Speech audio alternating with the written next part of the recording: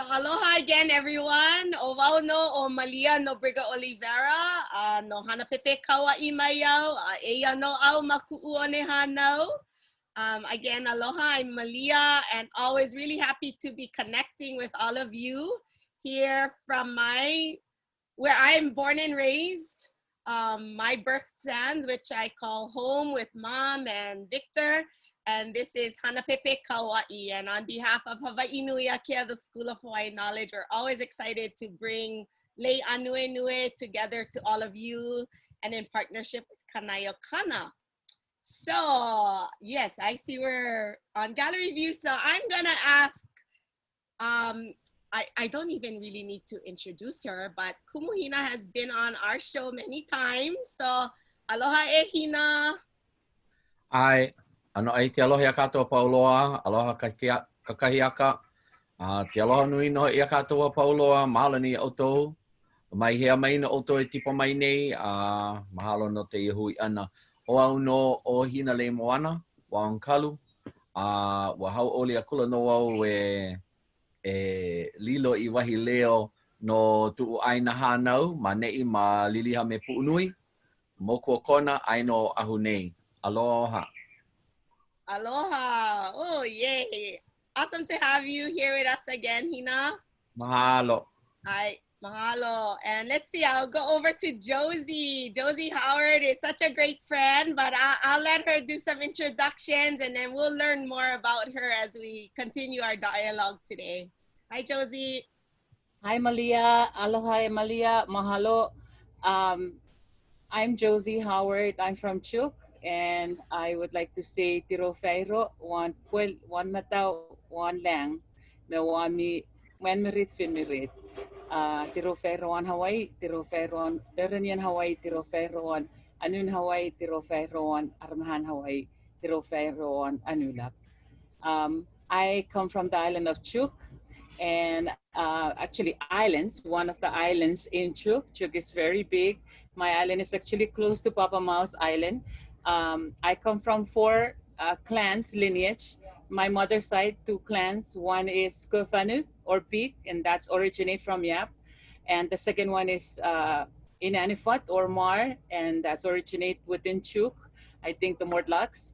And from my grandfather's side, my father's side, I am connected to 2 other clans, which is Wita and Alangaytao. And those 2 clans are very big in Chuuk. And also my grandfather connects me to Saipan. So I'm here with myself and my whole entourage that I come with, represented in this lei. Mahalo. Mahalo, Josie. All right, so we're gonna jump on over to my ohana and friend from Kosrae and her beautiful daughter, Princess Avi is what we call her. So aloha, Lillian. I'm gonna ask to unmute here. Mahalo, aloha. It's an honor to be here. Thank you so much for the invitation. Tuwa mait na kaiwa, katlang sepain kubos, mait na kaiwa mait Hawaii, mait lash Kosrae, Ponpe, Micronesia kaiwa, kaya na siya mait mawikat kepel siya. I'm greeting you in the Kosraean language, which is where my Micronesian heritage comes from. My name is Lillian. My Kosraean name is Segal, and I'm here with my daughter, Aviel Segal Harper. So Mom was born and raised in Pohnpei, but my Micronesian heritage comes from Kosrae. And then I married a Chuukese man. So my daughter is Chuukese Kosraean, and we're so happy to be here. And we also have Marshallese, beautiful Marshallese woven lace and flowers. Yeah. So good to have you, Avi, as well. Avi, you want to say hi to everybody? Hi. Aloha. So, you know, our topic for today is adjusting our sales during these times. And, you know, thank you, Josie, for making that reference to Papa Mau, someone that here in Hawaii, we all look up to and have learned so much from. And, you know, I wanted to maybe start with a a quote that a lot of my friends, and I want to say aloha to all of our holo holo queens who have been a part of Papa Mau and the Makali'i voyage and taking Papa Mau back home in their voyage. I believe it was in 2007. And in a presentation called Daughters of Mau, my friends shared a few of their quotes that I thought the first one I wanted to start with is, Papa Mau would talk about placing a stick, and she remembered, Kahapea remembered, now I place the stick between Hawaii and Micronesia. So really like creating this connection. And maybe I wanna go to Josie, like, can you help us think a little bit more about this stick? Like, and what is Papa Mau referring to here? And maybe a little bit about this relationship. Okay, thank you so much, Malia. You're putting me on the spot here. I was hoping you'll go with Hina first and then me. But I guess maybe that's appropriate because one thing that I said in my language that you didn't understand was the acknowledgement of that I am a soul defeat. We call them Pereseset. Soul defeat means I came from the ocean to Hawaii, meaning I am a visitor in Hawaii. I am not I'm not a, what do you call it, Kanaka Maoli, right? I'm a Kanaka Maoli of the ocean, but not, not this Aina. So I want to make that clear that when I'm speaking, I am speaking from that perspective as a visitor to Hawaii. So before I start, I would like to say Tiro Fei Roam, on my highest respect to you, Malia, as the host, and to you, Hina, for both of you being Native Hawaiians. I can only be speaking, I think I can speak for both me and Lillian, that we can only be on this platform because you gave us the permission. And so it's making me nervous because I have to do it right. And so in responding to your question, we all come with stories, right? We all have our own stories. And I will be sharing that story with everyone today. I love how Papa Mao reminded us that he's laying the stick because in my family stories, the stick was laid long time ago. And my mom would talk about stories of the fire island, or the island of fire, which is the island that has volcano, right? So that means every family that comes from, I think, that area of Micronesia know the story, and we all have that story within us. And also one of my uncle, whom I got the lei from, my family from Polowat, who's, I think, they're also cousin to Papa Mao, once told me that, Josie, do you know that we're the lost Hawaiians? I'm like, what? He's like, yeah, we were supposed to go back to Tahiti, but we ended up in Micronesia. So, and I'm like, where do you get your story? Like that uncle of mine, he's full of stories, and I enjoy his stories. So, I mean, I'm here to represent myself and my family. So I'm just sharing those stories within the family. And I can totally relate to that quote because we do all know that we're all connected in the beginning. And I think Papa Mao is trying to reinforce that. Yeah. So thank you. That's my response. Mahalo, mahalo. And tell us a little bit about, as you tell us your story, because I think, was it for education that you came and you went to UH Hilo? Yes. When we were talking about adjusting sail, right? Our theme is about adjusting sail. For me, that happened even before I came to Hawaii. I had to adjust my sail because I knew that as I'm venturing off, just like any navigator who's going off going on a voyage, they know that they're entering into an ocean of uncertainty, an ocean that that can be rough, can be calm. So we have to adjust sail. We have to be in that mode of always adaptive, right? So when I first came to Hawaii, you know, I've always wanted to come to Hawaii because I see movies and I see postcards of hula girls, Waikiki Beach, and my experience was I got to the airport and I'm like all faced with this environmental differences, right? The escalator, I was scared to jump onto the escalator because I didn't know how to ride it. The elevator, it was kind of like an adventurous journey for me and my group. There was 10 of us who came at that time to go to school. As you all know, that Micronesia doesn't have a 4-year college. So for us, in order to further our education, we have to go off somewhere else, like either Hawaii, Guam, or to the mainland. But when I got to Hilo, you know, I got disoriented by all of this, you know, like foreign or like different environment, that I forgot that I came from a culture. But it was when I got to UH Hilo, and our first week, UH Hilo has a program that has an orientation for international students, for Pacific Island students. And so it was during those orientations that I learned and got connected again to the island. You know, learning about Hawaii Island, the volcano, the kapus, like, you know, you go there, you don't pick up the rocks. Hawaii, Mauna Loa is the longest mountain in the world. You know, so learning those facts was so important to me because it got me to realize that, you know what, this island has a culture and this island has a people, that this is how I orient myself to be able to navigate success here in Hawaii. That's my personal story of how I got adjusted. Mahalo. Yeah. I don't know, Hina. I want to kind of maybe tag team with you. You wanna any manao you wanna share with Josie maybe, and then maybe we'll go over to Lillian after. Hikino, what would you want me to share? What can I share to contribute to our morning?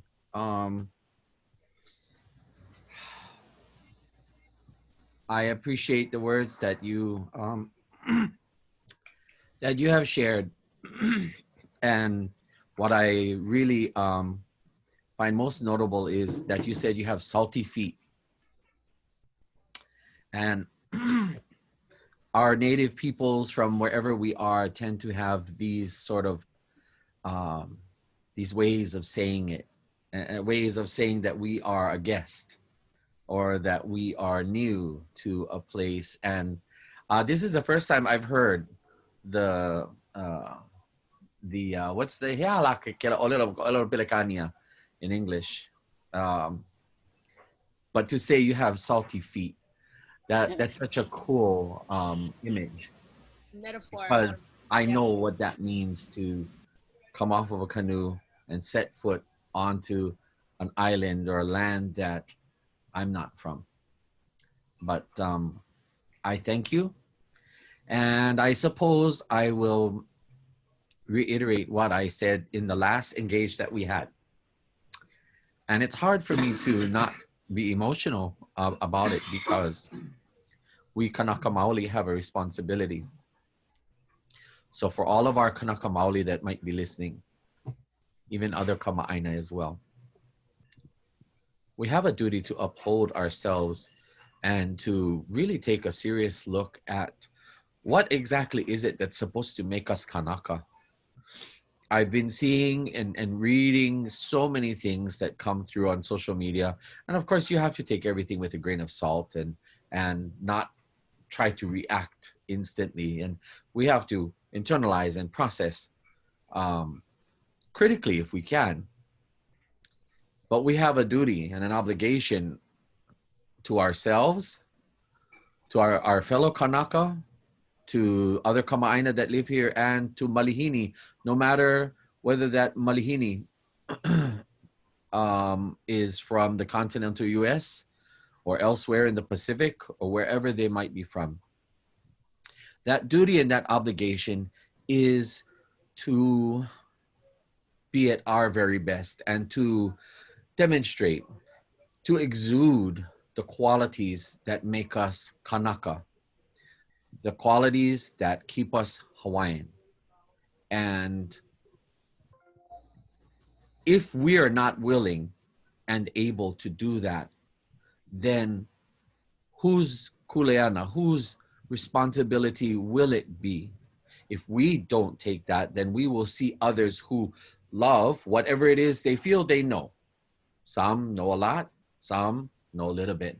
But what they feel they know, they will take it on and they will process it through the lens of their life's experience and potentially reinterpret our culture. We've seen that through many islanders who we now call kama'aina. They've processed what they feel is Hawaiian and they put out their own version of it. And that's not really the problem. The problem is that we ourselves have not stepped up to the plate as much as we could. Now, I'm talking about the everybody in our community who's just trying to make by, get by and make do. Let's not forget that we need to radiate from within ourselves, how we conduct ourselves, the choices that we make, and even how we speak. And therefore, I leave you all with a thought before I turn the time back to you, Malia, is that for us Kanaka, Hawaii is our mainland. If we do everything based on this understanding, is Hawaii is our piko, it is our umbilical cord, it is our mainland. You'll never hear Kumuhina say any place else except Hawaii is my mainland. And once you're able to really understand the implications of saying just one little thing different, you will then realize how you can look at the world through the lens of being Kanaka. So it's important for us, and other people should take leadership and take their cues from us. And I know that our fellow brothers and sisters from wherever in the islands you may be in Micronesia, you have been subject to much, much hurt. You have been subject to prejudice and discrimination that many of our own islanders here in these islands have learned from becoming Americanized, from the process of colonization that puts a veil over our hearts and our minds and our words. And so oftentimes our people have taken on the ways of the colonizer and looked at you, our own brothers and sisters from the Pacific. We have the most ties, the genealogical ties to what we call Polynesia, but our cousins to you as well in Micronesia. And I'm always beside myself when I hear of the incidents that occur. Whereas we could have, would have, should have shown aloha. Many times our people did not. Be it an unkind thought, an unkind glance, or unkind actions. And again, I apologize on behalf of my people who may have offended you. It's not acceptable. And I will continue to do what I do in educating our community about the ways that we should conduct ourselves and the ways that we should have regard for our people of the Pacific with much aloha. So mahalo for our time today. Yeah. Mahalo nui e Hina, and I'm seeing a lot of hearts on our Facebook page, and John is saying the Moana connects us all. They're thankful for, and one person is saying one love for our people, and they're saying Nisian families. So really recognizing that we're all one ohana. And that's actually a good segue into my relationship with my Kosraean sister over here, Lillian, and her beautiful daughter, Avi, because I was able to, the two of us worked together on a project called Pacific Voices that was grounded in education and technology and really culture, and to kind of bring Lillian into the conversation, I was sharing with her earlier, I think in the early 2000s when I was on Oahu, I I did share with Lil, that, we'd be driving around and I was not sure. And I'm being very honest and transparent here. I was not sure when I saw friends walking around with different clothing. I was like, waikela.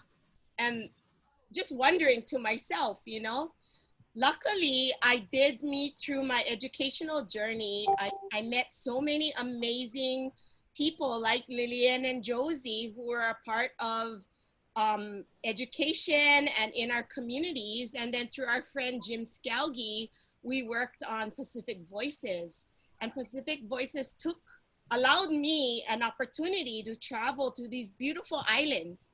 I was able to go to Palau, to Yap, to Guam, Saipan, Chuuk, Kosrae, Pohnpei, and then, the Marshall Islands. That's how I got this beautiful lei and able to honor the wahine that do these beautiful weavings.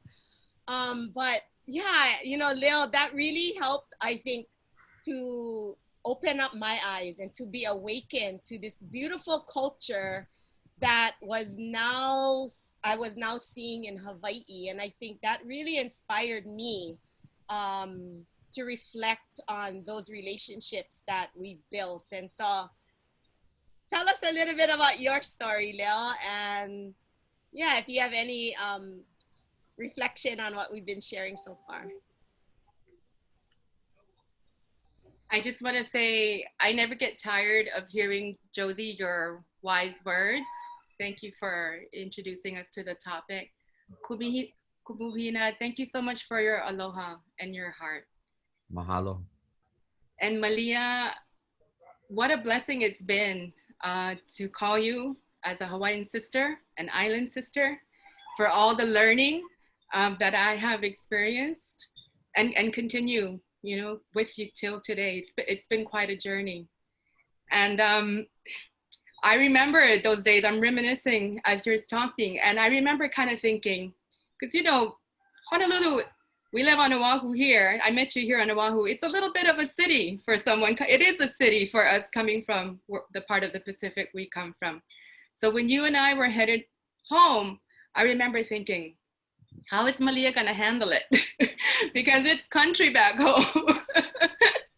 We have beautiful islands. We have all kinds of islands. We have our low-lying atolls, our high volcanic islands. Kosrae is about the size of Ka'oholawe, a little bit smaller, 42 square miles. I thought I came from one of the bigger islands in the Pacific until I came here. But Malia, you did great. It was amazing to watch you in Kosrae, in Pohnpei. You were such a natural, and it was because of your heart. It was because of your aloha. And I saw that my people just accepted you and they loved you. And you just rolled with it. And we had so much fun. So thank you for, the cooking shows we did in Kosrae, working with the nutritionist and how to use local resources to cook healthy meals, and the workshops in the village where my mom comes from with teachers and students, working with students in Pohnpei. I didn't get to travel with you to all the islands, but I remember I was with you at Kosrae, Pohnpei, and then we taught the class in Guam. And then coming back to Hawaii, I got to visit you in Kauai, in Hanapepe. And that was eye-opening for me. When you took me to your home, I said, now I know why you were okay in Micronesia, because you have country here too. It's not all Honolulu, right? So yes, we do have a lot in common. I love that we've been able to share and enjoy each other's cultures and families. And then just to go back a little bit, I feel like I've become a better Micronesian being here in Hawaii. I feel like I've learned so much more about myself. So I was with Josie. That's where we really bonded. We had met back in Pohnpei when she was a student at the College of Micronesia. But I also attended UH Hilo from 92 to 96. And I, like Josie, before coming to Hawaii, I had visited. And yes, the hula and the postcards and the coconut trees, but no, that wasn't that wasn't what I learned in Hilo. That was the grounding. That was the foundation. I had never heard of the word sovereignty until my time in Hilo from 92 to 96. I remember volunteering at the Merry Monarch Hula Festival, and I was so amazed and in awe and inspired by the passion that Hawaiian people have for their culture, the awakening, the wanting to learn, wanting to bring back. And, you know, I look back and I'm like, I don't know what all, I mean, there's all different reasons, but sometimes when you speak the language every day, I shared with you a little earlier, Malia, when you have to, your mom sends you out back to grate that coconut, you don't have the luxury of buying a coconut can in the store. Sometimes you take things for granted. But the passion here for the culture has been amazing. Thank you. Thank you, Hawaii, for everything. Josie's getting emotional there too. But you know, you know, when we were prepping for the show, we were trying to think of what does this adjusting the sails during COVID means to us, and where do we want to take this conversation? And you know, I want to share, you know, like one of my times with Lillian when we were in Kosrae, is actually when one of her Ohana members passed away. And so, you know, we had all these workshops and we had all these things planned for teachers in the community and all of that. And Lil was like, nope. Was it grandma's sister? Grandma's sister. Yeah, so grandma's sister passed. And, you know, unlike here in Hawaii, I mean, you know, someone passes and our response to it is so different from what I was able to see firsthand in Kosrae. It was such a beautiful process to witness firsthand how the community came together to support the family in so many different ways. And I'm sure I didn't experience all of it, but I experienced a lot from seeing food just starting to arrive, because Lillian was like, okay, we have to go to Auntie's house and just help. And I said, okay, I can do that. I'm good at helping. And, you know, I just kind of watched and I followed and, okay, where can I kokua? You know, and it was such a beautiful process to be a part of and to see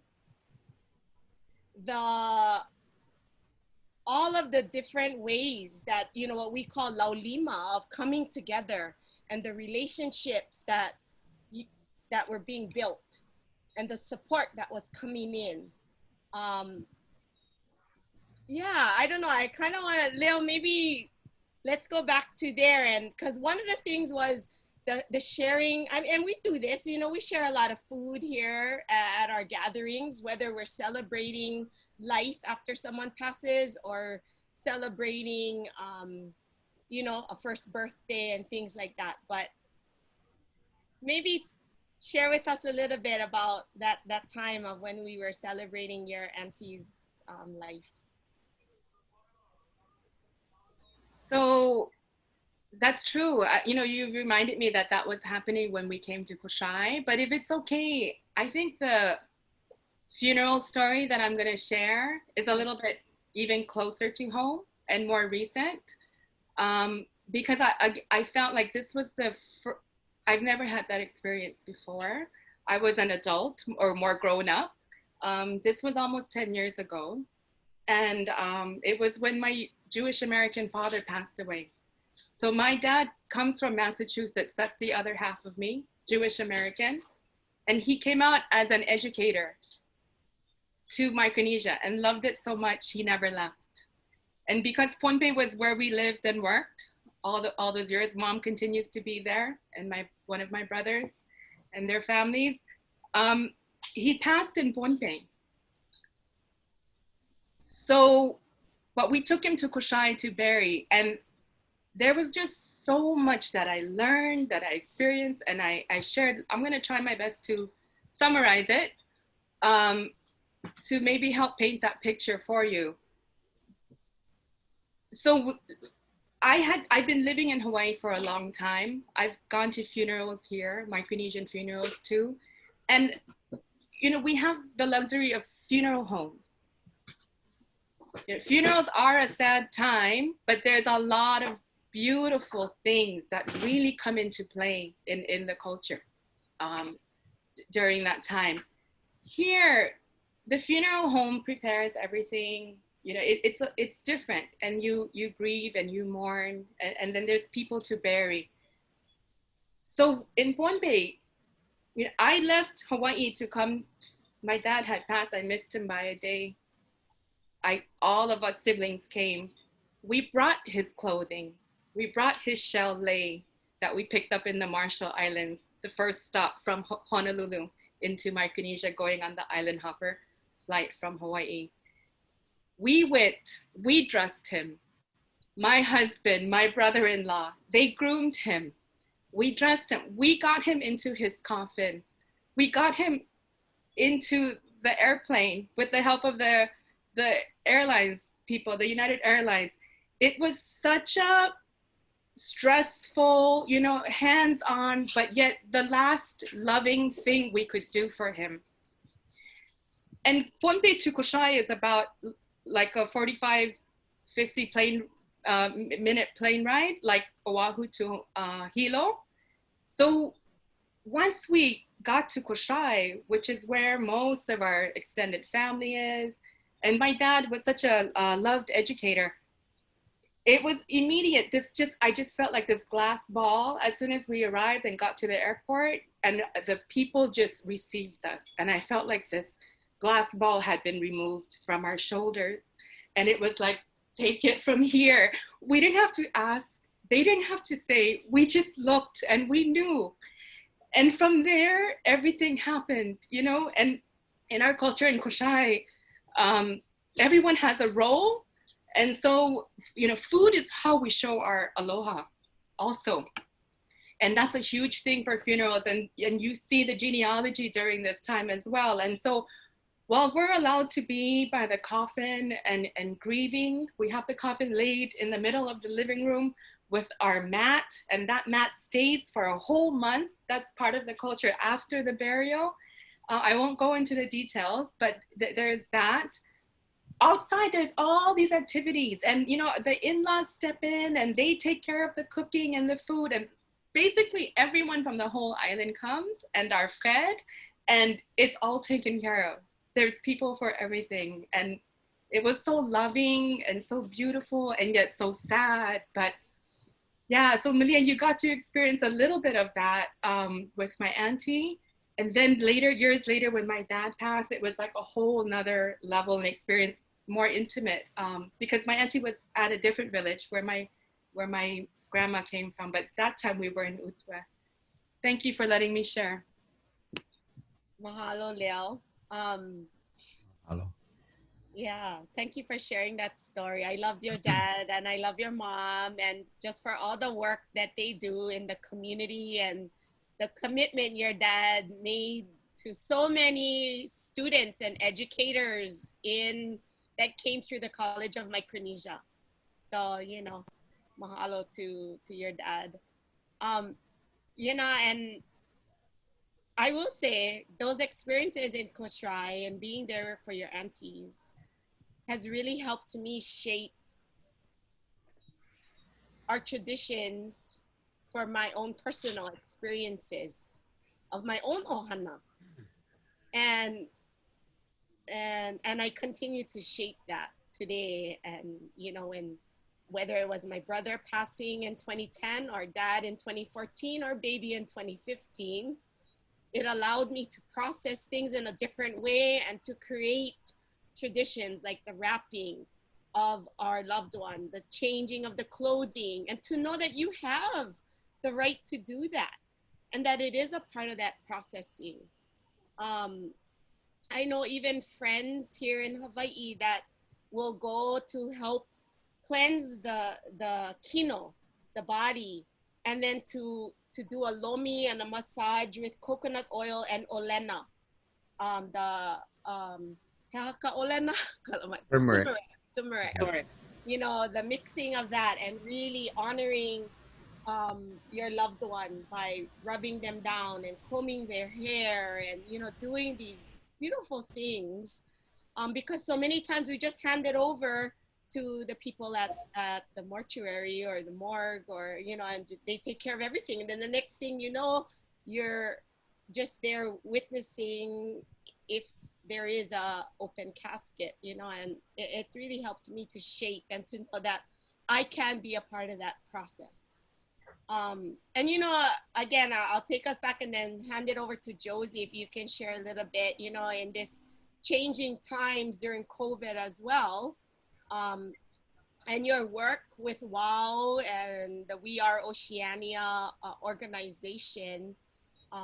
I don't know, what are some thoughts that we're experiencing, or maybe you can share today? I'm kind of stuck somewhere. I'm stuck with Hina. I am stuck in the beginning of our conversation. I feel like I need to put a closer to that, maybe before we move on, because I think that that was such a important topic, or yeah, a theme that Hina brought up. And it's about our relationship. And, you know, like you were sharing those quote with us, staying together, and share culture, like make us strong, right? And Lillian, you just did that. You and Malia just did that in your dialogue.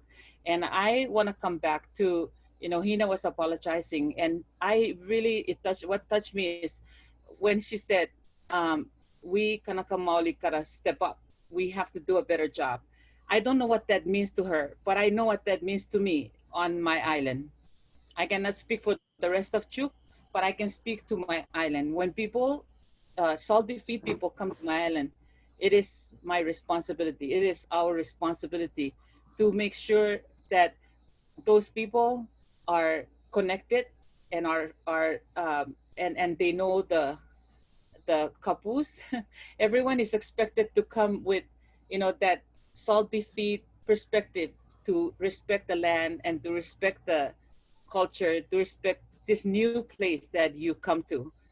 Therefore, you also have that expectation that you're waiting for someone to come and guide you so that you'll be able to navigate success. So Palu means navigator, also means navigation, means, you know, so Papa Mau is a Palu, but in my culture, Palu is not only on the ocean, but also on land and in life. Mm. And so when I came to Hawaii, I came with that perspective of a Palu, because only through that perspective that I would be able to seek ways to navigate success here. Otherwise, I will not be where I'm at today, and I will not be able to achieve my goal coming to Hawaii. So I really want to acknowledge that. And I want to take responsibility for my wrongdoing and for my um, not respecting anything that I have said, anything that I have done that is not respectful to the culture here in Hawaii. And I would say the same thing for my family.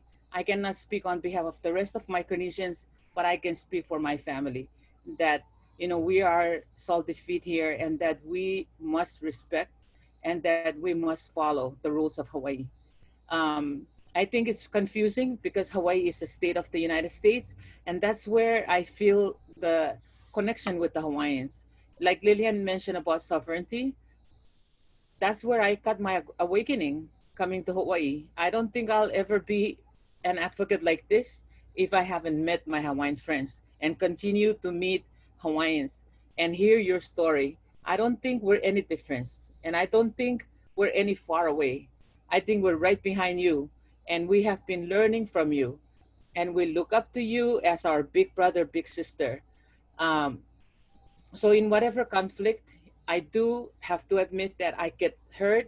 I do feel the hurt when I see social media talking about us like cockroaches, and, you know, us like this and that. I feel, at the same time, I feel responsible that I need to behave accordingly, and that I need to help my people also understand that if anyone ever come to our island, we will feel the hurt the same way as the Native Hawaiians are feeling it with people who are coming to Hawaii and not respecting Hawaii. So I understand how that feels because I'm from an island and I'm from a community, a culture that we expect visitors to respect our island. And when visitors, so like for Peace Corps, we call them Peace, like the Peace Corps, um, we don't really have tourists, so we haven't faced with the tourists with the bikini because that would be a killing of people because that's so against our culture.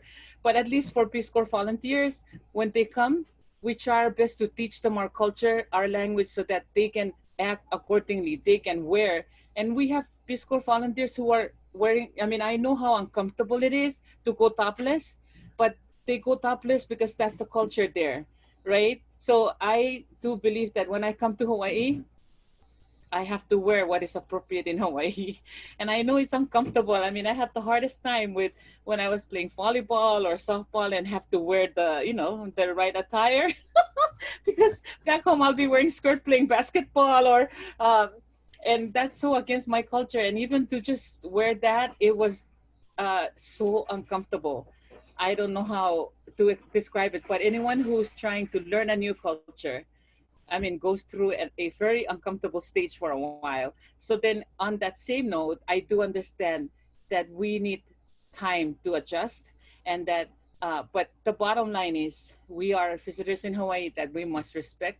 And that my hope from this conversation and from, having the privilege to talk with you, Malia and Hina, that we can bring some closer to some of this misunderstanding, yeah, and really, we're here together, we're on the same journey. We're we have to protect our culture too back home, our language. We're going to lose that if we don't realize that that's the beginning of, I mean, it's a product of colonization. So our decolonization may be a little bit at a different stage, but I think we need to do it now. I mean, this is the time. Otherwise, like Hina pointed out, we're going to lose it so much that we might recreate something that is not even. So uh, I really enjoy this conversation. It's just, yeah, thank you. Thank you for the opportunity. Mahalo. Mahalo. Hina ke maumana o pahako? Yes. Um, I would say that there's much to be said for the history of Hawaii that should serve as a very key and very critical learning platform for all of us in the Pacific. The history of Hawaii depending on what point in the history that you focus on, reveals to us that slowly but surely we saw the coming of foreigners in ways that at the beginning were rather benign, meaning it wasn't really apparent that it was going to be detrimental to our health. Mm-hmm. And our people readily and willingly embraced and accepted because we are people of aloha. I'm speaking about that aloha that eventually trickled away somewhere. Still there, but it trickled away and it's not being held in our own individual containers as people and as accumulative as our lahui. Our people have learned to be that kind of proprietary and defensive and easily hurt people. That's that generational trauma because of dispossession of land, displacement from our spaces and places where we no longer can farm and fish and hunt in the way that our people are accustomed to. And slowly but surely, because it's hard for us Kanaka to maintain our own sense of balance and our own sense of place with respect and integrity. I believe that that's why many of my own people have resorted to being like that. I distinctly remember, Malia, what you were saying when you first saw the waves of people coming from the different islands of Micronesia. And I too used to think, oh, waike ano po eh? You know, who are these people? Where are they coming from? I knew that they were from someplace in the Pacific. I knew that they had to be people of the Moana. I just didn't know where. Mm. And you know, I try to smile at people and greet people as much as I can, because that's the way of our people. But I know that over time, for whatever reason, we, you know, our own people shy away from that now, because our people have learned to not be trusting and not be the people of aloha. And so that, you know, that started with the foreigners that came, and those foreigners, they had all kinds of agendas and motives. And one day, the foreigners that were imported to support the other foreigners making money off of us, those foreigners became their own sort of islander. And we call them kama'aina. We call them quote unquote locals. And nowadays, knowing the history of that word local, I'm not so much a fan of it. Mm. That's why I use kama'aina, child of the land. And many of those kama'aina that have now risen into economic and political power, they make decisions as if they were the people of the land. To a certain degree they are, but in many other ways they're not, because they still operate in a manner that is not consistent with Kanaka worldview.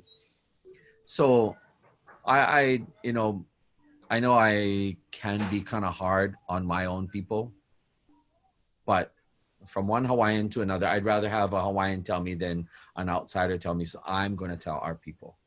But at the same time, our people need to remember what exactly is our history.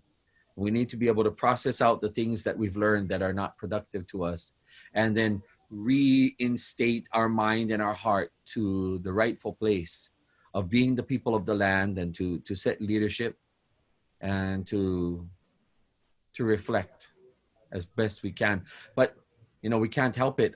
So much is now the way of the wind.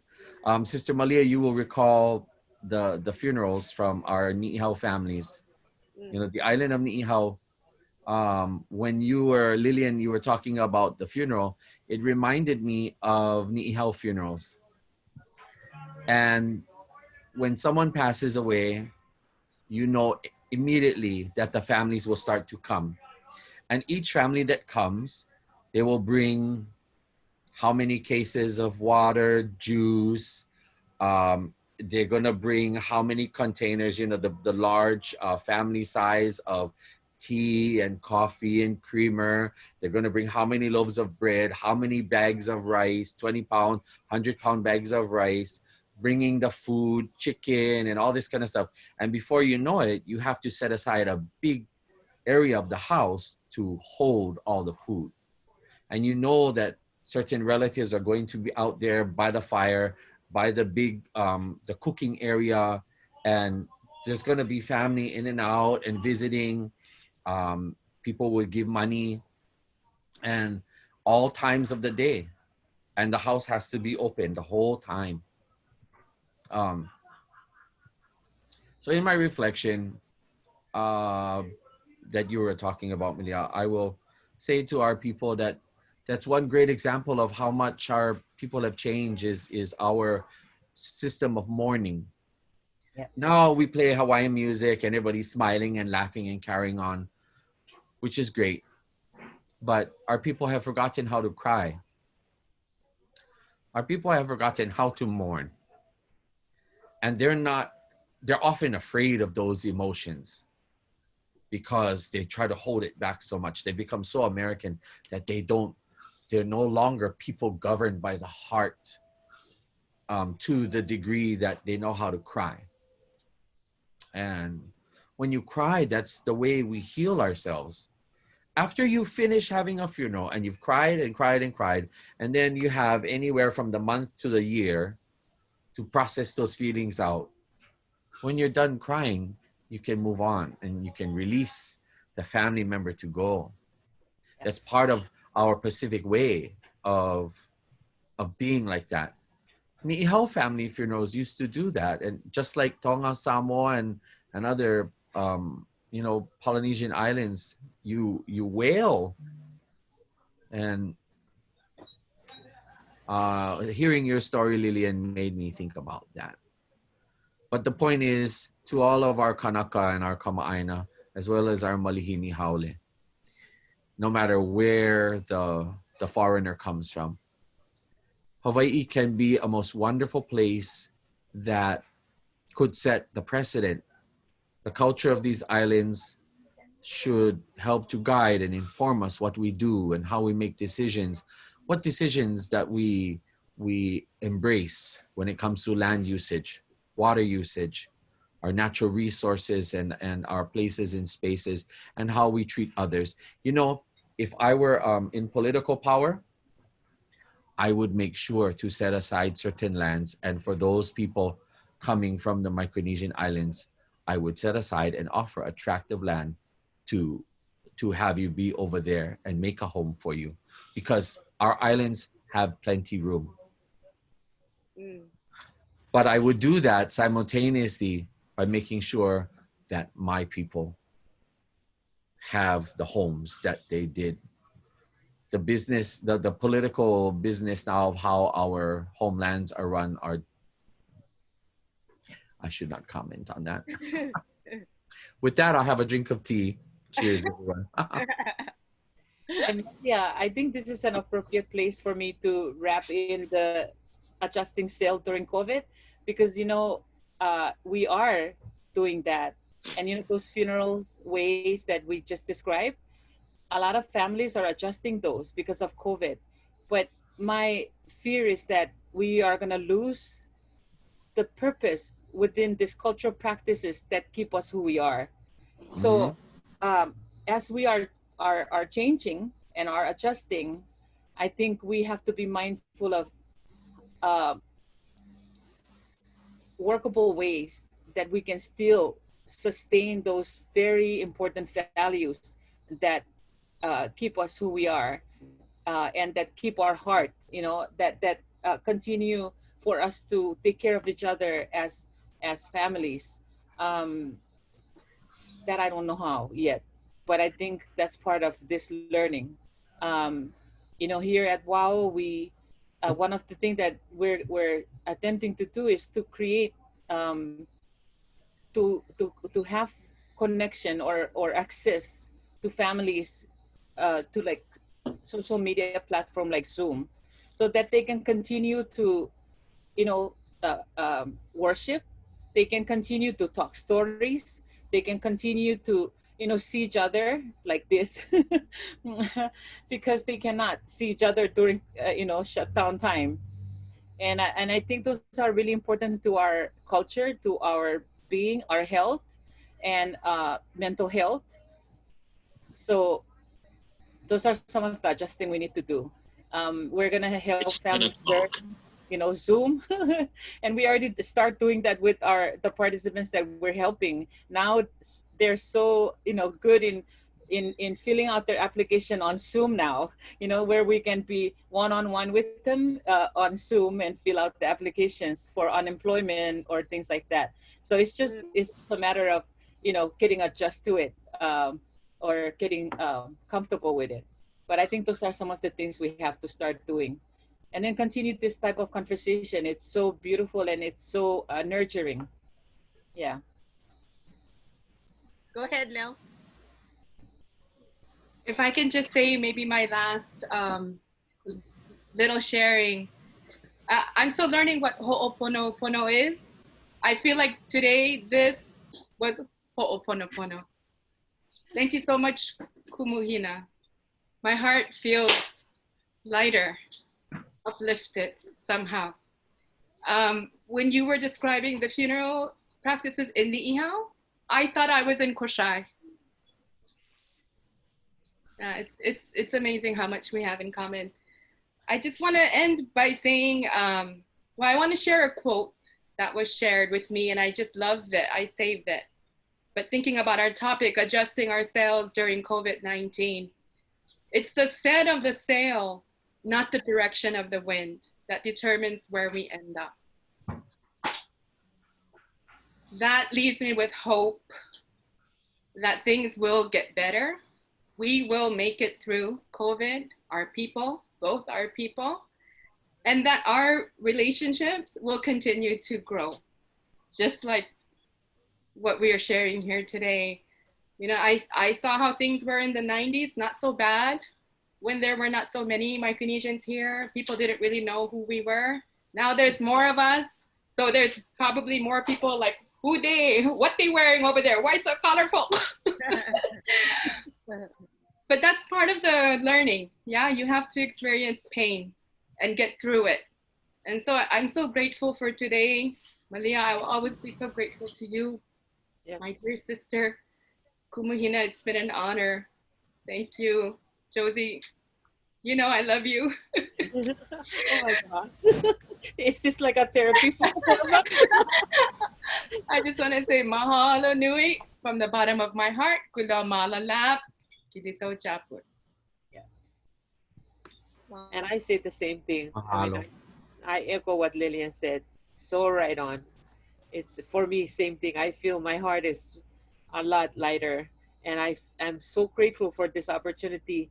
You know, Malia, we talk almost every day, and Hina, I'm just so glad that we have this opportunity to interact and to share our stories and to kind of put some connection to understand each other. And I am forever grateful for that. And I will continue to do my responsibility as a salty feet here in Hawaii. Mahalo. One day I hope that we will have a Moana Nui festival here that focuses on Hawaii and our Pacific peoples who live here. I think that it would be wonderful for us to celebrate who we are from our perspective, and that Yeah. we could have time to sit and share and listen to the stories, you know, and learn from each other. Yes, and if I may just share one last thing, you know, if any young youth is out there watching, you know, I think this is such a good sharing, and you know, just a reminder that um, youth, they're learners, right? That's the role, and honestly, like to learn from this process and to learn from this exchange, and I'm very hopeful for a brighter future in our relationship. Thank you. Mahalo. Sister Malia, one more thing I really want to say. For those of us who watched the news, was it last night or the other day, and we saw the news of an elderly woman Yes. that was attacked by a teenage boy. And that teenage boy is an islander. I'm not sure what islander he is, but he's an islander. And we literally saw the video, and the woman passed him, and then he circled around, and then he clipped her up in the air and down on the ground, and he ran off with her bag. And when I went to look up this boy, I found this boy's social media page, and all of the images of the boy reflected the same kinds of, like, what you normally see when you see youth from the States, in how they you know, it's reminiscent of the gangster and the kind of, how do I say it, a worldview that now our youth see themselves as that when they're not, and they don't have to be. Yes. I know that we can't always regulate out what our young people see and what they take in, but we can, as parents, grandparents, as the elder siblings to our young people, we must not be afraid to step ourselves up and to be that larger than life example of leadership for language, for culture, and our way of life. It's not just about perpetuating that which belongs to our ancestors, but it's about ensuring that the next generations Yes. don't move so far away from what we treasure that we'll never be able to recognize the next generations. I truly feel for the woman who got hurt, an elderly woman. Imagine that, a teenage boy to pick up a lady and slam her to the ground, and it was all on video. And these are our children. So may those of us watching this time fortify ourselves, strengthen ourselves, and commit ourselves to not be so quick to just only speak English, not be so quick to embrace all of the foreign things. It's nice to understand and be able to interact in this world, but we have to still be who we are. Yep. That's our duty. That's our responsibility. Mahalo. Mahalo. Hi, mahalo. Mahalo nui oko pakahi to each of you for such an amazing dialogue, you know, and really to our audience, we didn't plan this out. We didn't have an agenda, and I'm thankful, just like a lot of our audience members that are sharing on Facebook. There's a comment here from Lehua saying, thank you for this healing time and space. And, you know, others that are First Nation peoples are also saying, Margaret is saying where she is from, and just thankful again for this conversation and for allowing our community, our global community to listen in on these kinds of great conversations. And I think, you know, that's one of our big intentions of Lei Ānuenue is to fill our social media feeds with these kinds of conversations and content that you really can't find too many other places, because if we leave it up to the media, we're not going to see these kinds of exchanges and these kinds of dialogues. And I really thank each of you for taking the time to join us here on Lei Ānuenue. And of course, I know we will all be sharing this space again and talking about other cultural exchanges and ways that we all continue to learn from each other. So I will bring up my closing slides, and a big mahalo again to all of you, to all of your ohana, to your moms, your dads, your makua, your kupuna, and to the clans that we all bring forward with us, because I feel all of them with us right now. And as we share the small lelo, and you know, this is being recorded, and so many more will be able to view this. So again, a big mahalo. So I'm bringing up my slides, my closing slides here. You know, we always ask all of you to be a part of our survey and helping us to make this a better program. And we would love if you can go on to our Google survey at kanayokana.net/survey. Let us know what you thought about today. Did you like this kind of dialogue? Are you wanting more? Yeah, just give us some of your honest feedback. We always welcome you to be a part of Lei Ānuenue, as well as our Aikole webinar series that brings cultural content and dialogues like this into your hale, into your home, into your community. Lei Ānuenue, like today, is every Friday at 9 a.m. and Aikole is at 12 p.m. And for my Micronesian sisters, Aikole is a reference to a fish, a reef fish. What's the English name? Do you know English for kole, Hina? What does it look like? It kind of looks like this picture. It's black. Isn't it a wrasse? Maybe, I don't know the English name, but it's a smaller fish. Anyways, the reference here in Aikole is this ono kind of, you know, like sharing of food, kind of like we were talking, but yeah, So at 12 o'clock when it's lunchtime, this webinar is done all Maka'olelo Hawaiʻi in our native tongue, and all of the speakers and the host host it all in Hawaiian, and they just have this ono sharing of not food but the thought and known by the common name kole is tang or spotted sturgeon fish. Yeah, that's it. Olive grass. Yeah. We call that lunguhu. Lunguhu. Okay. Okay, yeah. So it's a reference to ai kole kole and to come and have this ono discussion about all kinds of different topics.